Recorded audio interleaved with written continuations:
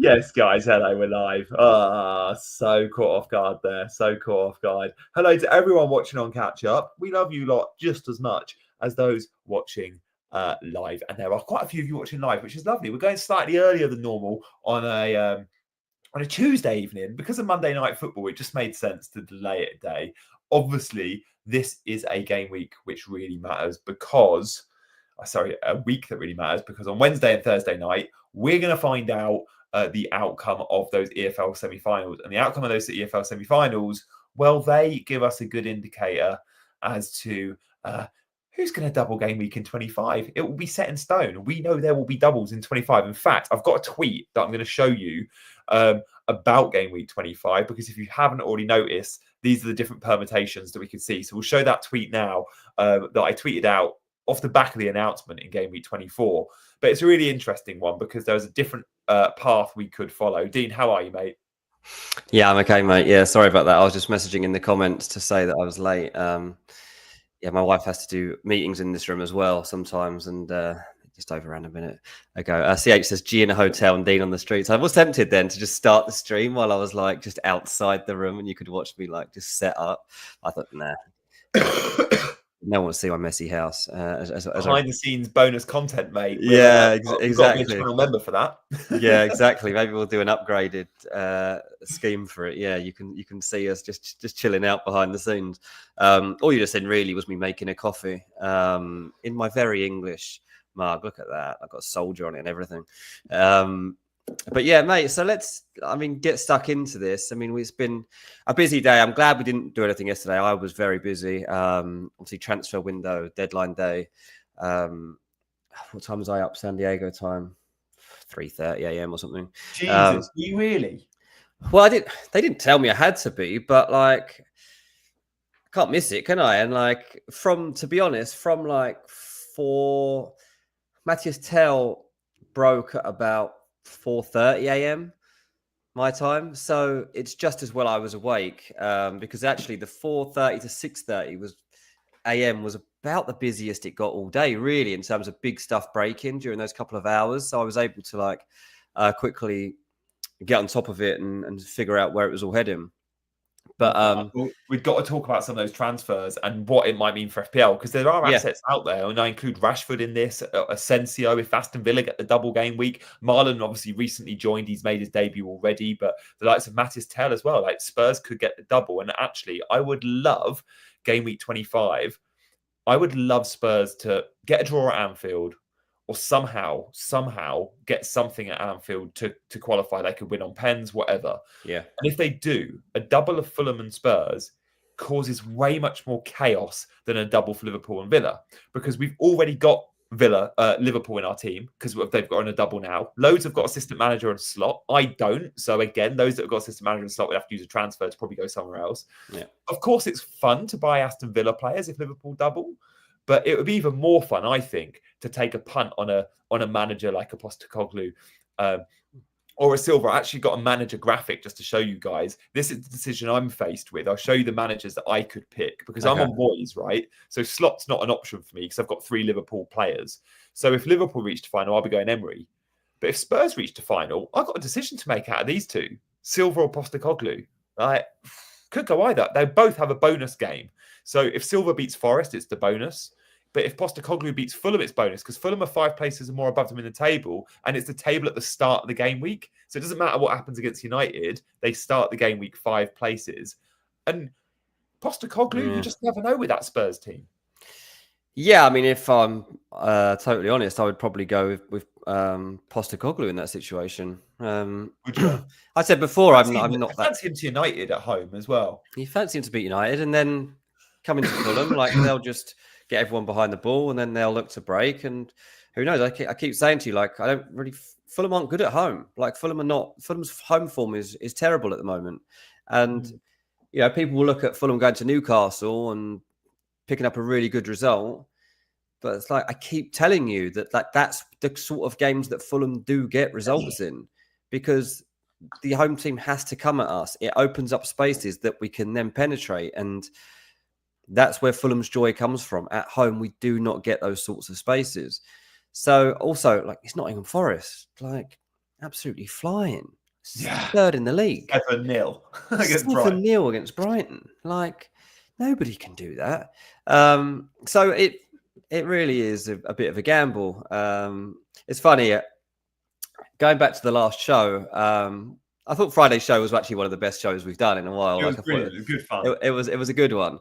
But I was going back through the comments later in the day, and I've not done that in a while. I was getting battered. Like, we had a lot of new viewers. We had a lot of new viewers on Friday, and they were basically like, "What is this bloke doing? He adds nothing to the show. Why is he using a bench boost? All these sorts of things. Horrific. Like, he doesn't know what he's doing.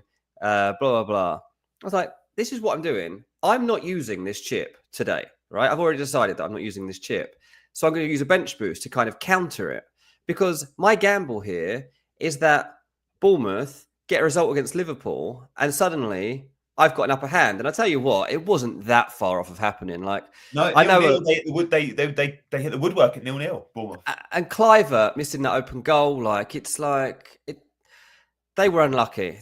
Bournemouth were really unlucky. And yes, the probability was always that Liverpool win that game, and they have gone and won that game, but that's not really why I play this game, for probability. And people in the comments couldn't really understand. I mean, I didn't interact with these people, but they were kind of chatting between themselves, and they just couldn't believe that I didn't seem to understand that good FPL managers play the probability game. I'm not an FPL content creator. Yeah. Like, I'm a football journalist who likes FPL, and I love chatting with you, and I bring other insights to the show. And obviously, I would say I probably watch more football than most people on here, because I literally have to. But it's interesting that that's the way that people view it. But I'll tell you what, I'm coming out of it, mate. I'm on 99 points with my bench boost at the moment. And it's kind of worked, because obviously I don't have Slot or Moyes in the next game. But I don't know what the split was between people using Slot and Moyes. It's about 50-50, I think. Exactly. I think Moyes mentioned it, but engaged managers, content creators all went Slot pretty much. So half the people that used that chip aren't going to end up on more points than me anyway. No. I mean, we're yet to see, because there's another round, but probably not. And do you know what? I saw a lot of managers this weekend, a lot of them benching Chris Wood for 17 points. Imagine, the pain that would have been. I benched Munoz. Munoz got 11 points. You'd have been better off. As it stands right now, you're better off on a bench boost than playing your assistant manager chip for this week. Yeah, I know. Yeah. Have you ever told how many points you actually? What do you have? Like, what do you get from Moyes? 12, and you've probably got 15 from other stuff, I imagine. And if I'd used my bench boost, I'd have made transfers on like Fabianski. I'd have moved on to get 2 playing keepers and stuff. So yeah, it would have been. And as CH says, it's a game for everyone. Everyone comes with their own interest. I'd never understand the goal. The gatekeep. Yeah, the gatekeeping. It is strange. It's strange. And I mean, it taught me for going into the comments section, but I just thought I wanted to chat to some of the chasers on a Friday night. I've not done it for a few weeks, but I do sometimes glance at the chase. On my own channel, I go through every comment and I respond to absolutely everyone. But on CGA, obviously, I don't always look. But when you get people watching for the first time that don't know the context, everyone in the chat right now knows you're a football journalist first, and a football fan, but FPL manager, second, third, fourth. Like, that's down the pecking order for you. Of course, you're going to play the game a bit differently. That's what makes this channel intriguing and fun. And hopefully you get something from that. Yeah. I mean, I did have a bit of, one bloke was like, Dean adds absolutely nothing to this channel. I'd shout, cheers, mate. Thanks for watching. Oh, mate, you should see some of the stuff I get. I mean, it's horrific. The pressure on content creators to have good ranks. And obviously this season, everyone knows I'm having an absolute nightmare. I still am. Like, this week looks all right. I'm still on 1.3 million. And you get battered every week for it. And it is ridiculous. Exactly. I mean, it's the same as I don't read my Twitter mentions because of the transfer stuff. Like, I just don't read it. Like, I see the notifications there, and if the number starts to bug me, I literally just click it without even looking, and then I just get back onto the home screen. I don't want to know what people are saying. But yeah, I mean, my rank's 400k. I'm more than happy with where I am. I've still got that assistant manager chip in my back pocket. I'll use it. There's going to be a double game week that I use it in. I mean, I might end up one game short of what you and Big Man are getting in terms of use of it, but one of you isn't getting a full run of wins. Like, you've both gone separate ways on it. So one of you is not going to fulfill the maximum capability of that chip, and that's fine. That's totally fine, and that's going to happen It's for most probably me people. because Liverpool should beat Everton. You know, Yeah. I actually thought Bournemouth were going to get something against Liverpool, which is why I backed against Slot. I thought Bournemouth would get a draw, and I'll tell you what: you take away the penalty, and the XG in that game is level pegging. That could have easily been a draw, as you've already said. And look, maybe Everton do surprise Liverpool. Like, I wouldn't put it past Moisey to get a draw at Goodison Park in the last ever Goodison Park Merseyside derby. But of course, the odds are stacked against me. Yeah, absolutely. Play if you went Slot. I just didn't like people selling Liverpool players to get Slot. I was like, that's a silly transfer because It's just the kind of Liverpool players have pointless. also all got points. Yeah, exactly. Yeah, I mean, my 3 Liverpool players. Konate's got me 6. Salah's got me 32. Gakpo's got me 5. And everyone sold Konate for Slot or Alisson to Slot. I think Big Man sold Van Dijk for Slot, which is fine, but that's not then 12, 10 or 11 points for Slot. You've got to take away the 6 you just sold, you know? Yeah, interesting. Yeah, I hadn't actually looked at the scores here, but yeah, I see Big Man did it. I mean, Big Man obviously had NGI, so he's I know. obviously... And again, how lucky was that Everton goal? The It's a bit lucky. I mean, fair play to him, but that goal, the way that it's come about. He had penalties, didn't even score a pen. No, he had one that stumbled into his path. Someone Beto though, that was genius. I like that Beto shout because it was like, I'm getting the Everton number 9. I don't care who they are. I don't care if they're a donkey or if they can't hit a barn door. I would have gone Beto over and die all day long because I'd have gone, one's playing out wide and one's playing number 9. They're both the same price. They're both FPL forwards. 100% Beto. I said in all my comments, like, go Beto over and die. But yeah, there we go. Let's move on. 34% Moyes and 45% Slot effective ownership at assistant manager. Okay, so Slot was the most common. Yeah, thank you, Sockham, for that. That was it. But yeah, it's interesting. I mean, obviously, like, I'm going to weigh up when I do use that chip now going forward, but that might be very soon. But yeah, this is all part of the fun. It helped massively, Chris Wood, having Chris Wood and him scoring an early hat trick. Like, man, getting my weekend off to start. Basically, when that happened, actually, I was like, well, that's already made up for the fact that I haven't gone the assistant manager chip because so many people aren't getting 17. Yeah, and so many people have taken him out of their team or didn't have him in the first place. So already I knew I was in a pretty good position. And then when Pickford got his assist after like 3 minutes too, I thought, hang on, here we go. This is a hell of a weekend I'm about to have. I was very happy with that Pickford assist. Dean, is your screen weird where it's got a big blank space next to it? I.e., our pictures should... Yeah, I'm wondering if the producer's lost power or something. Oh, maybe. Yeah. I'm wondering if they've lost power because usually when this happens, it means that there's been some sort of power cut for the producer, and he's probably trying to log back on. That's what I'm assuming. He's not got in the private chat either, so normally we'd have heard from him. So if you're wondering why we're just standing next to a big purple space, we should have some override capacity where you or I can just press the button. Must be possible, shouldn't it? Absolutely should, yeah. Or we could just do a drawing over here or something. Like if I could just start like drawing out chasing big graphics, says Brian. Well, bear with us, people, when we come through our technical hitch. At least you can hear and see us in some way. It's fun to speculate as to where the double could land. We spoke about Fulham, Spurs. Obviously, he has lost power, by the way. Sorry, he's just messaged us in WhatsApp saying, "Oh, nice." It will be changed in a second, but they have lost power. Villa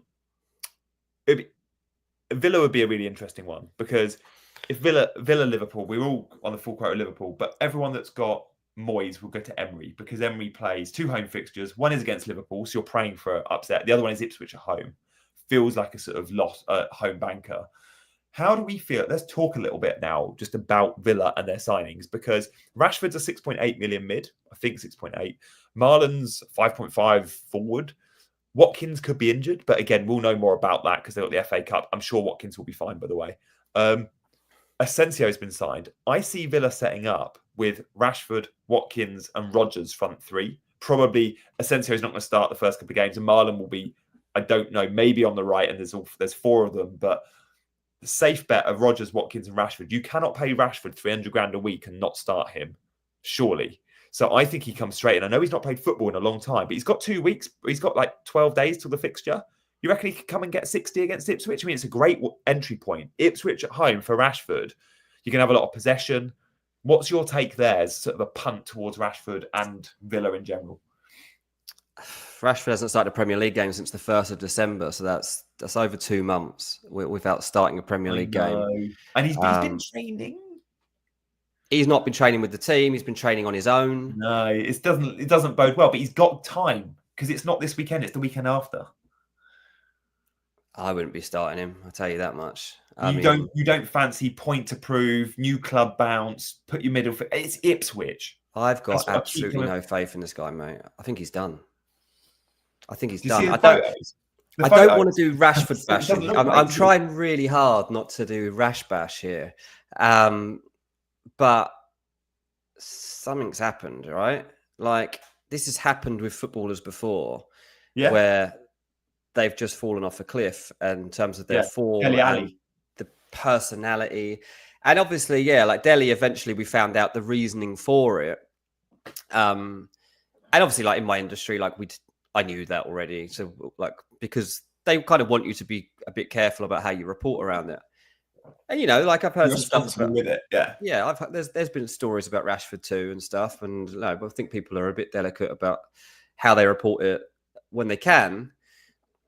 But the problem is with Rashford that it coincides so heavily with when he signed his big contract that people are finding it hard, I think, to give him the benefit of the doubt. Now, there's been a lot of like montages and highlight reels in the last few days, and Man United fans getting emotional about Rashford and, the breakthrough moments and the big moments he's delivered and, Manc born and bred and the smile on his face when he broke through and kind of like tugging on everybody's heartstrings. But that's not what we've got right now. It's like, if you were in a relationship that was going wrong and you're trying to like hark back to the days when you met each other and remember like why you liked each other and what really endeared you to that person in the first place, even though, I don't know, that it's not the same anymore. And that's kind of where we are, Rashford. It's like, it's very weird to see him in Aston Villa kit, but there's a reason we've come here and there's a reason that he sat in an Aston Villa kit and not, with respect, a better kit. Like he'd end up at Aston Villa. And don't get me wrong, like Aston Villa are a better team than Man United at the moment. I totally get that, but this isn't what he had in mind. Like he didn't push from a transfer at Man United to end up as sub at Aston Villa. Oh no, that's what he was getting, a European giant, a glamorous. He thought he was going to Barcelona. Like that's what I think was happening here, and I just want to see him fully committed. To be honest, I mean almost the first story that came out was Rashford is not going to move to Birmingham. He's going to commute from Manchester. And I'm like, what? Where's this fresh start then? I hope that's not true because you're supposed to be changing the environment and still living in Manchester, but spending all your time in a car, even if you're not driving it. Like, I imagine that what that will mean is that he might not be moving to Manchester, to Aston Villa, but maybe he's going to be in a hotel around Birmingham for most of the time. Maybe that's what it means, because I don't want this guy to spend all his life traveling now. Like, he can't be doing that. There's no point in staying in Manchester and playing for Aston Villa. I know some people don't live in the place where they play, but it's just making your life 10 times harder. When you've been going, when it's obvious like you're looking for a fresh start and that move to then not fully commit. But Dean, I get it. Like, I'm with you. The stories have been there with Rashford. You only have to see his recent performances or his attitude, whatever. Some of the stuff he's said, how he even looks. It doesn't look great. But no, Aston Villa have surely done their due diligence there. They don't spend £300,000 a week on someone that they don't think they're buying. They know there's high risk but high reward. But it can't be that bad. They wouldn't. A club like Villa, surely, because Villa are pretty smart in the transfer market usually, aren't they? Like, I think he could be in a better place than we think, because Villa would know that and would have done that level of due diligence. I mean, what has happened is they've had all this money in for John Duran, right? So they've got a little bit of money to play with. So I think if that deal hasn't happened, then they're not in such a luxurious position to be able to pay Rashford 75% of his wages, which Man United are very surprised they've ended up in a position where somebody's taken on that much of it. I don't know, mate. I think it's a calculated gamble, the way that I see it. Like, this could be great. It could be like when Jesse Lingard went to West Ham. Yeah, a few in the comments have said the same. It could be like that. It could be like when Sancho went back to Dortmund, or Chelsea even. Sancho at Chelsea. It could be like that, but it might not. it Guys, we might should be not. polling this. So we'll do a poll around Rashford, but we can do a poll. I think we spoke about Chris Wood before we will poll, but we'll just do Rashford. Do you think he'll be a hit? We won't talk FPL buying him because 3% of you will be buying him. But Yeah, I mean, this do you is think the he'll be thing. I mean, a hit, yes or actually, no? in our so we have obviously got the WhatsApp group, the Chasing Green Arrows Elite Members group, and if you would like to join, like, please do go into our homepage and join up. It's a very small monthly fee, but you get to come into the WhatsApp group. We talk FPL 24/7. Like, it's been a lot of fun, especially over this weekend when people haven't got Chris Wood or there's transfers going on and stuff. But I think it was Matt in the chat that said that he was very tempted by Rashford, basically. Why? Like, of all the players in FPL right now, of all the picks you could make, why bother taking a punt on Rashford? I'm tempted. But why? There's better players to pick. I mean, if I play a Villa attack, my priority is Watkins, clearly, like, if he's fit. But if Watkins is injured and we think Rashford will start, can Rashford play the FA Cup? I don't even know, but we might see him in the FA Cup, right? In the FA Cup. He didn't play in the FA Cup, so yeah, he can play in the FA Cup, yeah. And I'm assuming I don't know who they've got this weekend, but Rashford will probably be in the squad and probably get some minutes. Like, let's see what he looks like. I need to see him first, I think. But I don't know. Marlon's also an option. Like, I think Marlon could be ready for a start or could get a start. But Ipswich and Liverpool, 2 home games, we're going to be buying Villa players. I'm not interested in Villa defence. I think they could concede both games. And we're going to have these players moving forward. But Watkins, Rodgers, and maybe a third asset in there. Could be Marlon. Could be no one. It's not going to be Asensio. He ain't going to come straight into the 11, I don't think. I think Rashford's got a greater chance coming into the 11 than Asensio. And I'm just interested because of his price point and the fact that he's lowly owned. And it's Ipswich. Yeah, it's fair. I just want to look at the prices here of how he compares. 6.6, I think he is. And he's a mid. So he's 6.6, but Matthias Tell is 6. Has Matthias Tell come in at 6? Yeah. It's 6 midfielder who's going to play every game. And Spurs are could also get the double game week. Spurs, Fulham. There's very few Fulham players I want to buy. I'm more interested in Spurs players. Surely Tell is a better pick than Marcus Rashford. Well, yeah, only one of them will get the double as well. So you just got the hope. But obviously, yeah. I mean, he does look like he can finish as well. Like, he's going to be playing. Like, the part of the reason he's made this move is he's basically been guaranteed game time, right? And so I don't know if that happens in the first game, probably not. But Son is not the same player, so he gets taken out of games at times. Mark says no love for Richarlison. Like, he'll get minutes, but as soon as Solanke's back, like, that's not going to happen. Like, Tell's here to play and to make a mark. And I know that there were a lot was made on deadline day about Tottenham getting this option on Tell. They didn't want a straight loan. They wanted the option to buy, and it is an option to buy, but that's all it is. It's an option. It's not an obligation. So Tell himself has a say in this.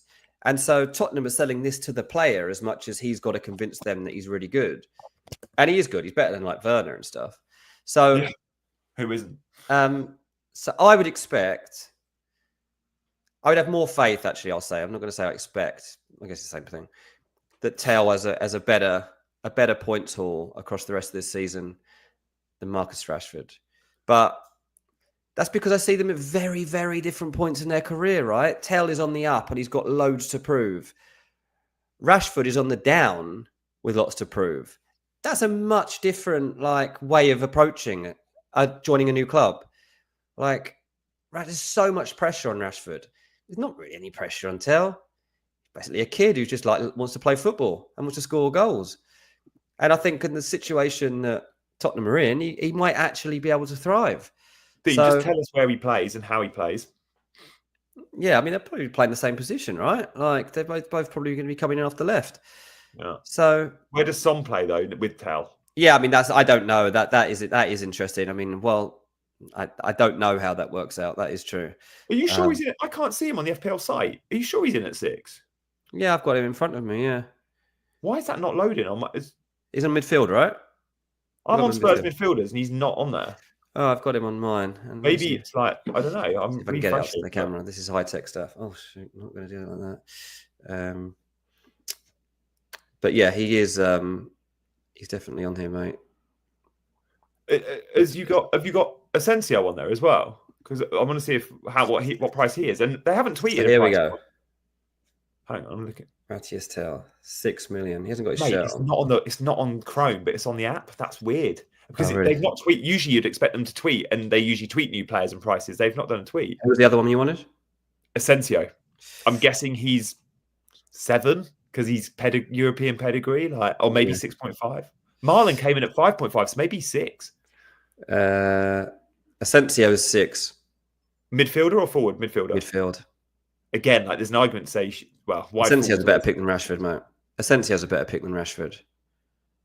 Yeah, but do you reckon for minutes? I reckon Asensio is going to be eased in Premier League, blah blah blah. I reckon Rashford comes straight in with a start. I don't. Tell is there on the second page. Oh, they've not even got a photo of him. They haven't got a photo. I don't know why people can't manage to get photos out here. I don't know if this is everywhere, but whenever Man United play a game, Ugarte is still just photoshopped. They haven't put when they do the lineups at the start of a game. Ugarte is still just appears in this random tracksuit in the middle of the lineup, and I'm like, how can they? Surely you can update this. He's played about 20 games by now. If my YouTube channel can show Ugarte in a United shirt, I don't understand. It cracks me up every time. Someone's got zero respect for Ugarte, who's so little faith that they think it's not worth putting him in the shirt. British says Asensio stats are way better than Rashford. Asensio's a way better player than Rashford at the moment. Way better player. Peak Rashford was so fun, so good. I saw a video of Rio Ferdinand talking about this, and it was quite emotional because he was talking about the way that he broke through and seeing that the joy in his face. When was the last time Rashford smiled on a football pitch? Even when he scores and he does his celebration, it's you just don't get the feeling that it's all the world's against me, but I'm still scoring a goal. Yeah. Rather than I'm happy to be here. And I hope I'm totally wrong about this. I really do hope I'm wrong, because I think it would be a brilliant story for Marcus Rashford to turn this around. But Marcus Rashford having a buy option at £40 million is crazy. And Man United are not doing that because they're just get him out of here. They're that is his value. That's where we've got to. We've got £100 million footballer from 3 years ago. Yeah. That is now worth £40 million. And I've seen some people trying to blame Man United for this, and it's a toxic club and this and that. And, the mismanagement of the club and the players at times, I'm sure, hasn't helped.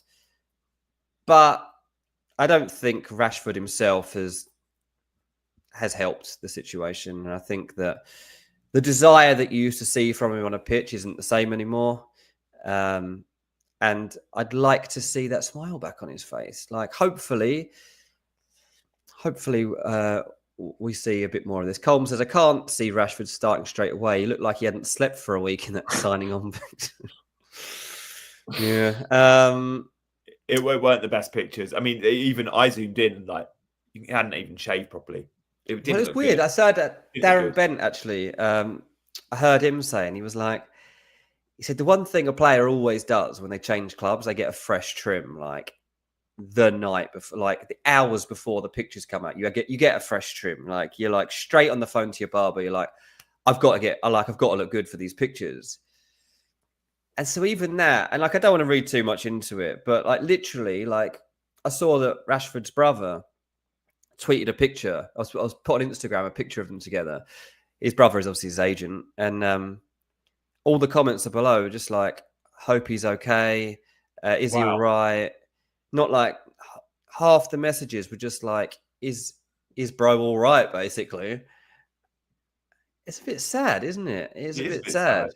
And, if you don't get your hair cut, maybe you've been too busy, but you still expect it. The lack of the shave, though, got me. It was the literally clump of that looked rough.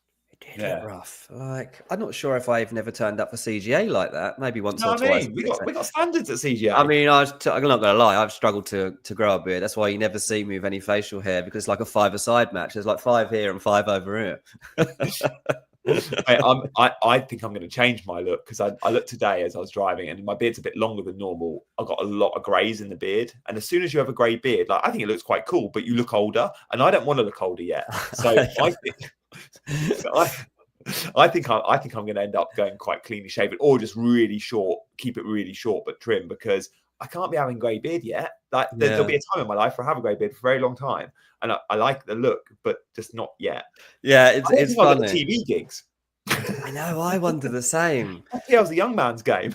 I know, and I'm like, my friends say to me, because a lot of my friends have gone grey, especially like through the sides now. Oh, I've got that. Yeah. And they're like, oh, you got to do it. I was like, I can't really. Like, I need to stay relevant in this space. But equally, I can't go dyeing my hair, so I'm not gonna start that yet. Mate, my dad, until recently, was dyeing his hair. Honestly, I look back at photos from like 3, 4, 5 years ago, my wedding and stuff, and my dad looks like he's wearing a wig. He was dyeing it like darker than it ever was. Like, oh mate, it's a dilemma though. This YouTube world, which we're now going into, probably for who knows how long this wave's going to be of YouTube, but like, potentially forever. Who knows? Yeah. Ice G says G gets hair and makeup done before shows. Dean, you have no chance of competing. I'm not going to lie, Ice G. Like, there have been some mornings where I've definitely stuck makeup on underneath my eyes. My wife must have noticed that a couple of items have gone missing from her makeup bag in the last few months. Oh, brilliant! Love that. CJ sponsored by Just for Men. Do you know what? I've actually approached Manscaped to see if they want to sponsor both this channel and mine. Mate, they sponsor everyone. Surely we can get them. Manscaped sponsor, yeah. I mean, they do black box, and you know.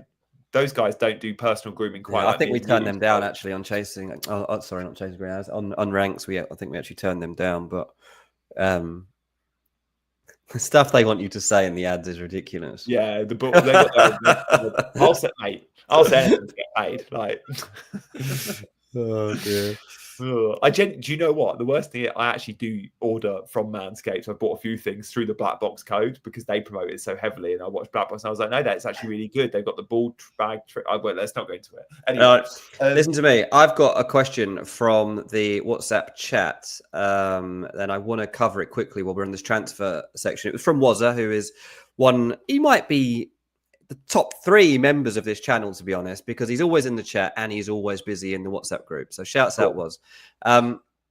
He said, I'm really interested about these impact signings on FPL. So he said Rashford, so we've covered that.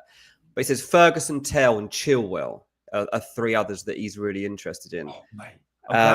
Can you talk about it? There's 2 of them. I bought them straight in. I played draft as well. And in draft, you're always trying to pick up players that no one else has got. Only one of them in your league can have them. Obviously, no one owned Ferguson or Chilwell because they've not been playing. When I saw even rumours, I reckon about a week ago, I bought those 2 players in because I was like, they're going to get January moves. Wherever they end up, they're going to be good assets. We've now got one at Palace in a fullback system, in a wingback system. Yep. Perfect for a good manager with good fixtures. And the other one with his old manager at West Ham with Kudus and Bowen either side. Like, they're both going to be good. Absolutely, mate. I mean, I am really interested in these ones, I have to say. And I think that in particular, as a forward at 5.5, Ferguson has a lovely feel about it. Now, I am terrified of the fact that this guy's going to get injured in his first game. West Ham have a disastrous record of signing number 9s. They're either injured straight away or they can't hit a barn door. Evan Ferguson, surely will have a good hit ratio in terms of goals here during this move because he needs it. He needs it. So I have got faith in that. And Chilwell, until I read that message actually from Wazza, I hadn't really thought about at all as an option in this game. But again, somebody with so much to prove, 4.6 million defender. We paid 6 million for Chilwell happily in FPL. I know, again, he hasn't played at all. He's a bit of a fitness monster. Chilwell wins the bleep test every summer for Chelsea. He is a runner.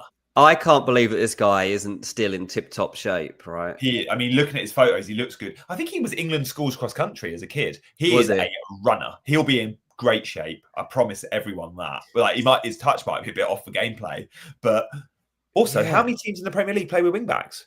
United, Palace, like can every single game. But sometimes Forest do, but he has joined one of the wing back managers. Like, mate, their run of games as well for Chilwell is really, really nice. Everton home, Fulham away. I mean, Everton home, obviously, but Everton home next, then Fulham away, Aston Villa home, Ipswich home. So 3 of the next 4 games for Crystal Palace are home games, and they're not bad ones either. And you've got Newcastle away, but quite tricky. Southampton away, Brighton home, next 2 after that. I think Chilwell's a great one at 4.6 million. Mitchell must be gutted though. Does Mitchell come out? Because how about Mitchell? Well, this is the thing, isn't it? Exactly. Luke's just asked about Mitchell, and so I think this is something we're going to have to monitor because I really understand the signing in that sense. He's done nothing wrong, Mitchell. He's been very good. He's been good recently, didn't he? Let me just see. Talk a bit. Yeah, I mean, in terms of total points this season, Munoz has got 88 points. Gahey's got 85 points. And Mitchell's on 78. So he's only 10 points off Munoz, who's a really good FPL pick. So this is the problem. The fixtures are great for Crystal Palace. Chilwell's great. But where and when is he playing? I mean, British 87, Chilwell won't replace Mitchell, surely. British 87, I promise you, he's not been bought to sit on the bench. You don't pay Chilwell wages and put him on your bench. He's come with assurances he will start. Will he start straight away? Maybe not. Will there be some rotation where one gets 60, one gets 30? Maybe. But Mitchell's going to be second choice if Chilwell stays fit and does all right. And I expect he does both those things. Remember, this is only till the summer. And then maybe they buy him, who knows? But they don't pay Chilwell wage. Chilwell will be the highest paid player at the club, won't he, Dean? I'd have thought I didn't really look into this one too. It wasn't one of the ones that I was hot on around the deadline. He's on 6 figures a week. He must be on 100 grand a week, Chilwell. Oh, easily, yeah, easily. I can't imagine Palace are doing that for even Eze. Like, I don't know what contracts are. Mateta, they're probably under 100 grand. They'll probably top out at 70, 80, I'd have thought. Yeah, I've just done a quick Twitter search on Chilwell Mitchell just to see what people are saying. Someone's done a comparison, actually, throughout their time in the Premier League. Chilwell has played 169 games. Mitchell has played 156. Chilwell's got 12 goals. Mitchell's got 3. Chilwell's got 18 assists. Mitchell's got 11. Chilwell's got 39 clean sheets. Mitchell's got 35. I mean, we've got to compare, like, obviously, the teams that they've played with as well, obviously, during that time. Will you send me that tweet? I think that could be quite interesting for a future show. Yeah, I will do. I'll send you that in a second. Done the research for me there, mate. Thank you. Yeah, and there is a quote as well. I'm not sure where this has come from. Oh, it's from Chilwell. So he talks about his style of play. He says, it's something I enjoy, the attacking side of things. I think it suits me as a player. And Glasner has emphasised that it's something he really wants from me as a wing-back. Right. Like, he wants him attacking. And the comment on this is that from the guy who's a Crystal Palace account says, I don't think Mitchell will keep his spot for too long. Yeah, that's a Crystal Palace fan account. I mean, Chilwell is like, there is a different level there, like on his day. And what Chilwell provides is out and out goal threat, which Munoz does, but Mitchell doesn't. Mitchell's steady. He's good. Yeah, he's good. And let's just quickly look. So I'm doing research on the go right here. I just want to see whether potentially Mitchell plays the left-sided centre back. I wondered, especially with Chalobah going, they're short, but that means Richards drops out. And this is the thing, like their typical 3 is Gahey, Lacroix, and Richards, and I can't see that being broken up. But Richards is the right centre back as well, and he's the one that would go. So he's the one that lost his place for Chalobah. Yeah. So, or could Chilwell play front 3? Because again, we have seen that, but I can't imagine. Again, that wasn't successful when Chilwell was pushed forward by, I think it was Poch. It was like, the way that Palace play with that, I can't see it. I think he would be that left wing back role. I can't see it either. He's gone there to play left wing back, and Mitchell, I'm sorry, mate, but he'll be spending quite a bit of time on the bench. Mark my words, they're not paying Chilwell wages to bench him. Well, Chelsea will be expecting that he's going there to play games. And we've got a good reputation of selling players on loan to Palace. Ruben Loftus-Cheek went there and revitalised his career. He got the England squad and they went to Moscow. I think that was 2018. Yeah. More recently, I think even Batshuayi had a little spell there, who was all right. Who else has gone from Chelsea to Palace? There was another good example. I can't think of it off the top of my head, but yeah, it happens. Anyway, yeah, that was permanent. interesting. Yeah. So no, you're right. So let's definitely keep an eye on those guys. But probably more for the watch list. Guys, we haven't mentioned Chris Wood. If we can get into our YouTube settings, because I think we've got a few gremlins, we'll do a poll, but you can let us know in the chat. Do you own Chris Wood, yes or no? Just hit us with a yes or no.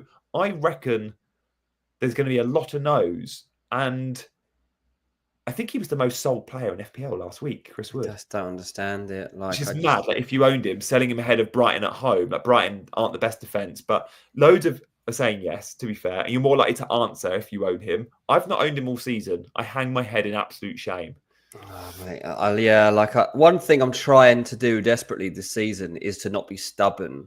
And I said very early in this season when Chris Wood started scoring goals, I don't think this guy's a good footballer. I remember saying it on it. I was like, I really don't think this guy's that good at football. But what he is good at, passed around.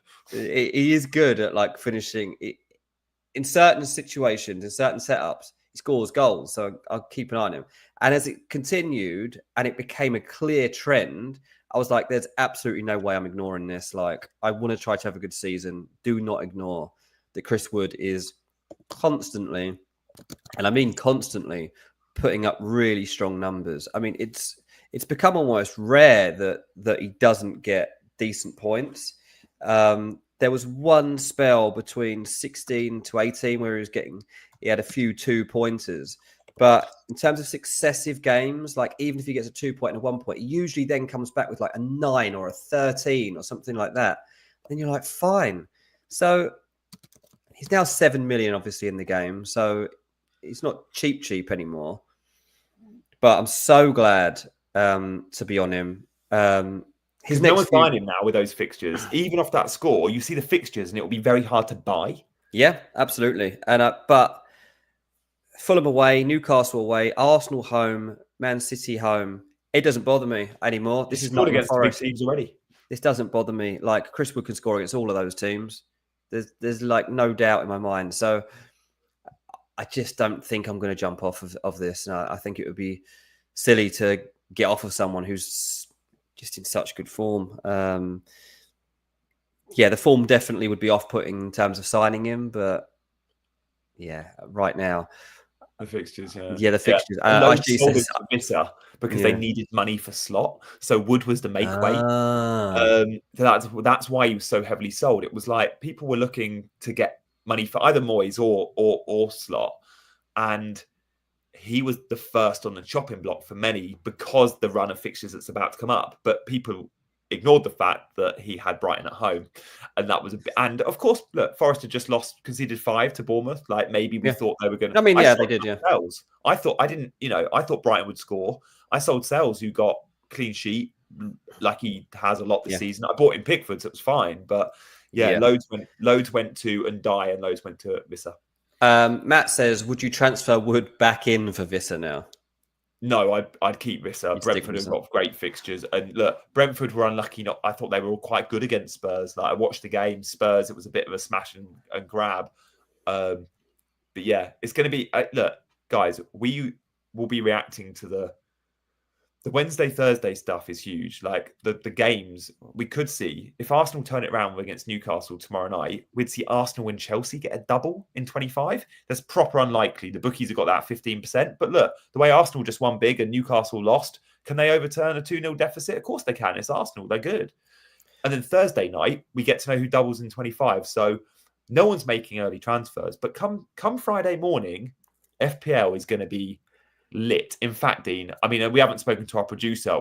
It would be foolish not to do a show. Yeah, it is. Even if we didn't, we could do Friday night or Saturday. I think there's going to be the need for a show, even though it's not a deadline week in FPL. Like, I think a Friday night stream is needed. Is going to be looking. Everybody's going to want to know on the back of What's the Wednesday one? Wednesday is Newcastle v Arsenal, and then Thursday is the Liverpool-Tottenham game. And then we're going to see what comes out in the wash on Friday as to what we need for that double game week that's going to be upcoming, because people will want to start getting their heads around that and doing the planning. So I agree. I think we probably will need a show on that. I reckon FPL YouTube on Friday, and probably even Saturday, because it's FA Cup and no one really cares, will be as busy as it was last Friday when we just had the double announced. Like, it's a huge storyline, and everyone is waiting for those fixtures, and it's fun. The reason it's busy now is because we're all speculating. It's fun to speculate, but when that actually kicks in, Friday will be a busy one. I'm going to be up to silly o'clock on Thursday night making a video. Just do it Thursday night. I'll have to, because I want to be first, so I'll be up to ridiculous. I usually go to bed at 9 o'clock. Not on Thursday, I won't be. Guys, thank you for all your comments. We are reading them. We can't actually show them on screen because we've got a few gremlins in our text. Sorry, just ask you a question. Like, so there's plenty of people like me who haven't used the assistant manager chip yet. Yeah, you could still use it in 26. I can still use it. Yeah. So if that was you, if you hadn't used it, if you hadn't triggered it, what do you think you would do now? I think I'd still be interested in going Slot or Emery or whoever, Silva or Postecoglou, but I would also be probably weighing up 36, 7 and 8 and probably veer towards that, because we know we'll get a double in 36, so we'll get good options. Yeah. And I'd probably go 36, 7 and 8. If you go to Game Week 25, 6 and 7, Game Week 25, yes, you're going to have options on a double. Game Week 26 has never had a pull for the bonus fixture. That's the negative of me using it. I need a manager in 26, and I've got no idea where I'll go. Leicester aren't going to beat Brentford. I'm not going to go Van Nistelrooy. There's very few games that come with bonus. I can't see Ipswich beating Spurs. That won't come with bonus anyway. I can't see West Ham beating Arsenal. So I don't know.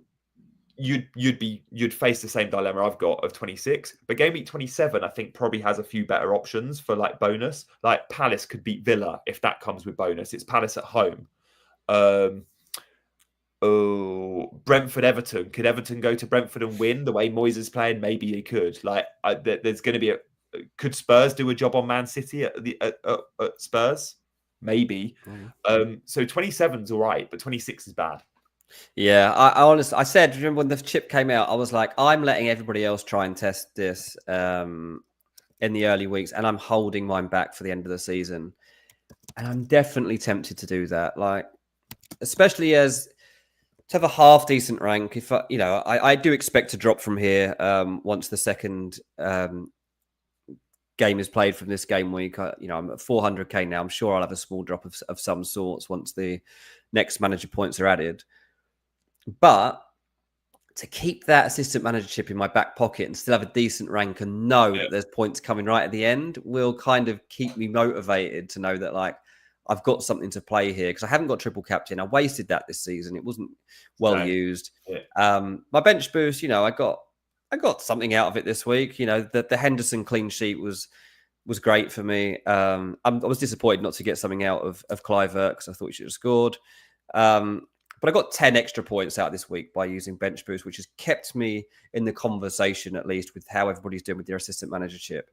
Obviously, your assistant manager chip runs over for the next 2 weeks. So again, like I'll fall behind a little bit there. But yeah, just having it up my sleeve, I think I prefer end of the season, you know what you're playing for as well. So if you want to go chase the bonus, you can go for the risk. Or you might just go, I'm going to go on a slot and pick up 8 points again. Yes. That's fine, because 24 extra is great. By the way, Kieran FPL Discomfort mentioned in the chat, Game Week 26, the week I said is a problem. It does come, sorry, was it 25? No, I think it was 26. It does come with, and I tweeted this and got slaughtered for it. So I actually ignored the idea of mentioning it. But seeing as Kieran has, Pep Guardiola plays Liverpool at the Etihad. That's probably going to be a bonus. We don't know. It might not be. It could be. But yeah. There could be 5 places between them, because City obviously just lost. But Newcastle need to win. And yeah. But I don't hate that for a bonus. No, I don't either. Like, you can't back Pep and the way City are playing. I'm like, dude, if you're not backing Pep, you're backing Moyes to beat Liverpool, or there's a reason why you get the bonus. They're way behind him in the table. Like, no team's going to go into that fixture as the favourite. So why not Pep? Because on any given game, that City team is capable of turning it Well, off. We know they they used to can do be. that. They used to. I mean, in big games, they're not anymore, which is weird. The No, only big team they beat is but it Chelsea. wouldn't surprise us No, completely I mean, kind on of a would at the one-off. moment because they keep getting beaten by 4 and 5 against teams that are any good, and they lost to Fair. Man United Yeah. even. So like It that, wouldn't surprise me, I don't think. but they should be capable of it. The thing that changes now is they've signed a DM, right? That has been a huge flaw in this whole thing, right? I'm surprised they've Yeah. left it until deadline day because they should have done this 4 weeks ago.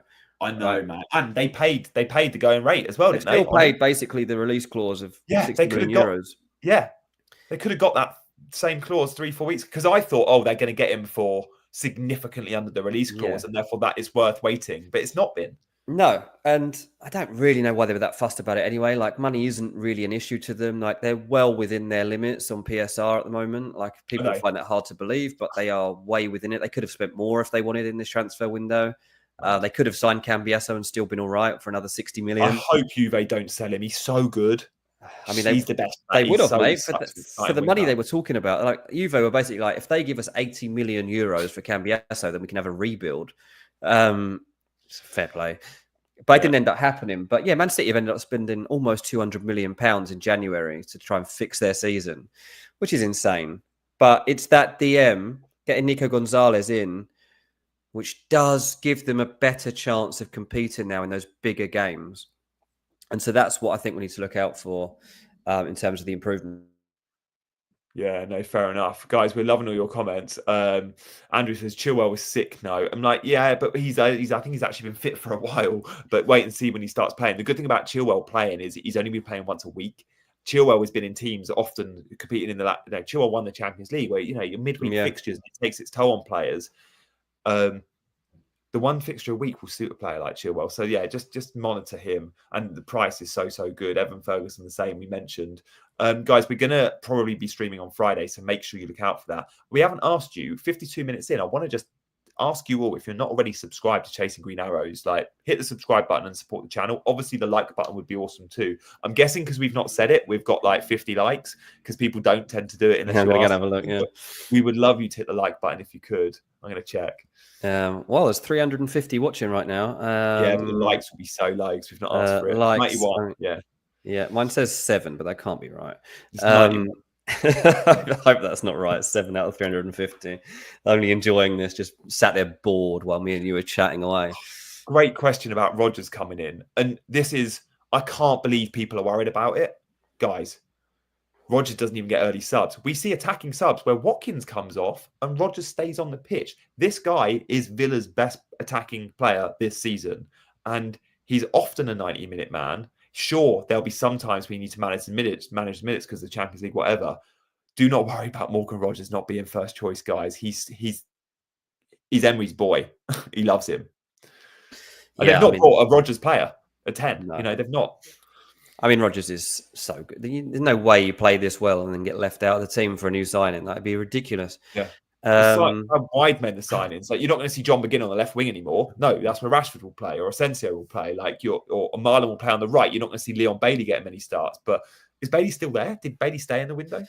I think he stayed in the end. Yeah, there was a bit of interest around him, but he ended up staying. So yeah, Tottenham almost went there. Sorry, my voice is going. One second, let me clear my throat. Tottenham got their boy Tell. By the way, Tell is worth noting at 6 million, because you mentioned this earlier. When you look at the Spurs midfielders and the price they were given, because of course we know they play for an attacking manager in Postecoglou, you pay 7.4 from Maddison, you pay 6.2 for Brennan Johnson. Even Werner started the season, I think, at 6.5 million. They've priced Tell at 6. It feels a bit cheap. Yeah, I mean, maybe they're unsure about the impact. Maybe they're unsure of the pedigree of the player, given that he's so young. I'd be looking for big impact from this player. I really would. He's got a point to prove to Bayern as well. He actually wants to go back to Bayern Munich, from what I'm told. Yeah, I heard Sky Germany reporting that, being like, he doesn't want to be leaving that club. This is the thing. So, like, it's one thing Tottenham having the option, but if this goes really well for Tell, I think it shows him that he can get back into that Bayern setup. And Bayern have to consider that. Just because Vincent Kompany has decided that Tell shouldn't be part of it doesn't mean that that's necessarily the view of everyone at that club. I think they'll be accepting of it for now, But if he goes to Tottenham and has a good goal and assist rate, then I think they want him back in the picture there. And I think that's another reason to back Tell to have an impact. So yeah, we'll have to see how it goes, but definitely keeping my eyes on this guy. I'm surprised there's people not liking the sort of Rodgers love. I just want to put it into perspective in terms of points this season. Rodgers is the best performing, other than Ahmad and Iwobi, who again, very few own Iwobi, and Ahmad, we know, has had his big hauls in that category of sort of 5 to 5.5 million. Rodgers has 97 points, Semenyo 102, Ahmad 107, and Iwobi 107. Cliver, who's a bit more expensive now, he's at 5.9, 123. But most of the popular assets, like Rodgers, has more points than a ton of good popular midfielders this season. So yes, he can be frustrating with his yellow cards and his one-pointers, but Rodgers is outperforming players like Elanga, Gibbs-White, Matoma, Martinelli, Foden, Brennan Johnson. Jacob Murphy's had a good season. I know he's had not a huge amount of starts, but big points. Ismail Sarr's been a bandwagon. You know, Rodgers is outperforming players like Ismail Sarr by a country mile, or comfortably. Yeah, he has. Just a quick one. I'm going to answer Mustafa's question because he's asked it about 37 times. He says, can you rank these three regardless of a double game week? Cunha, Wood, Mateta, Gakpo, and Marmoush. So Cunha, Wood, Mateta, Gakpo, Marmoush. I mean, I would go Wood, Gakpo. Would I take a punt on Marmoush or not? Marmoush is the wild card there. Marmoush is the wild card. The City fixtures are rough. They're rough, so I probably wouldn't go there. I'd probably stick to Cunha. Yeah, I'd probably go Wood, Gakpo, Cunha. What about you? I struggle ranking them. I really do. I think I don't think I'd be having Wood because of the fixtures, but I know he's been so good. Mateta's flying. Fixture proof, mate. He's best player in the league. Mateta's fine, and Palace do the fixtures. Cunha's about to go on a great run. Wood's still brilliant. I tell you what, if we're not thinking of double game, it's Gakpo and Marmoush would probably be right at the bottom. Although I think Gakpo, because he will get the double, very likely. Gakpo's brilliant, and therefore I'd probably prioritise him if you don't have a third Liverpool.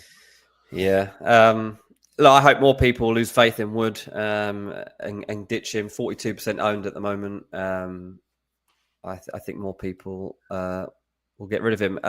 Pear says, are people seriously selling Isak? I'm not. I've seen people saying, because Watkins will get the double, Isak to Watkins, I'll sell João Pedro and get Watkins and find the money somewhere. I'm not selling Isak. He's been amazing for so long. People are worried because if he gets the double, it means if Newcastle beat Arsenal, it means they won't play in 29, therefore offload Newcastle. But up until 29, there's some winnable fixtures with goals in, and Isak's flying. He hit the bar, by the way, in that blanket. It was a great effort. It was a great effort against Fulham. It really was. He's going nowhere from my team. And by the way, Trent's injury doesn't look and sound great because he went off the ball, and that's never great. And I think he asked to be subbed. What we know with Trent is, I think it's rumoured that it's not going to be weeks, but we know we're going to get touch points with Slot because they've got fixtures. EFL Cup game, we'll hear. Plymouth FA Cup, we'll hear. Then it's Everton, we'll hear more. And if he's not in that game, then we'll hear more. So we'll get lots of news on both Watkins and Trent because there's domestic cup action. Guys, we're going to finish now. We're going to come back on Friday. We're going to ask you one last time to hit the like button and subscribe when you're out. If you're just joining, go back and watch the last hour. We've had a great discussion. Yeah, loads on Rashford, loads on Asensio and Marlon, just Villa attack in general. Loads of some of the players that we should be buying and don't own, like Chris Wood for me. So go back and tune in and enjoy the last hour of Chasing Green Arrows. We will be back probably Friday night, but when you hit the subscribe button, hit the bell button, and you'll be notified every time we have a scheduled show. Dean, thank you, mate. Cheers, mate. Yeah, it's fun.